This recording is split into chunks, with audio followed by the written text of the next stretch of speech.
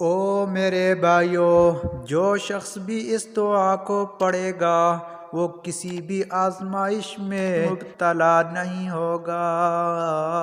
حدیث میں آتا ہے کہ آپ صلی اللہ علیہ وآلہ وسلم نے فرمایا، جو یہ دعا مانگتا رہے گا وہ آزمائش میں مبتلا ہونے سے پہلے ہی مر جائے گا۔ او میرے بھائیو، کون فرما رہا ہے؟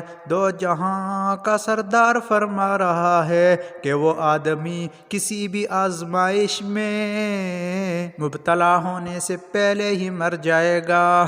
تو ایسی دعاؤں کو ہمیں مانگنا چاہیے تاکہ اللہ ہمیں ہر قسم کی آزمائش سے، ہر قسم کے غم سے، ہر قسم کی پریشانی سے محفوظ رکھیں۔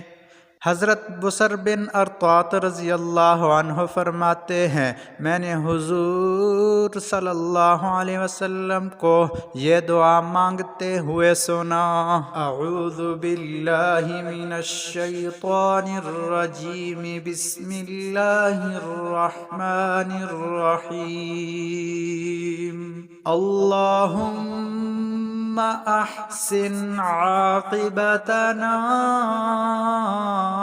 فی الامور كلها وأجرنا من خزي الدنيا وعذاب الآخرة۔ ترجمہ اس کا یہ ہے، اے اللہ تمام کاموں میں ہمارا انجام اچھا فرما اور ہمیں دنیا کی رسوائی سے اور آخرت کے عذاب سے محفوظ فرما۔ طبرانی کی روایت میں ہے۔ اس کے بعد یہ بھی ہے کہ حضور صلی اللہ علیہ وسلم نے فرمایا، جو یہ دعا مانگتا رہے گا وہ آزمائش میں مبتلا ہونے سے پہلے ہی مر جائے گا۔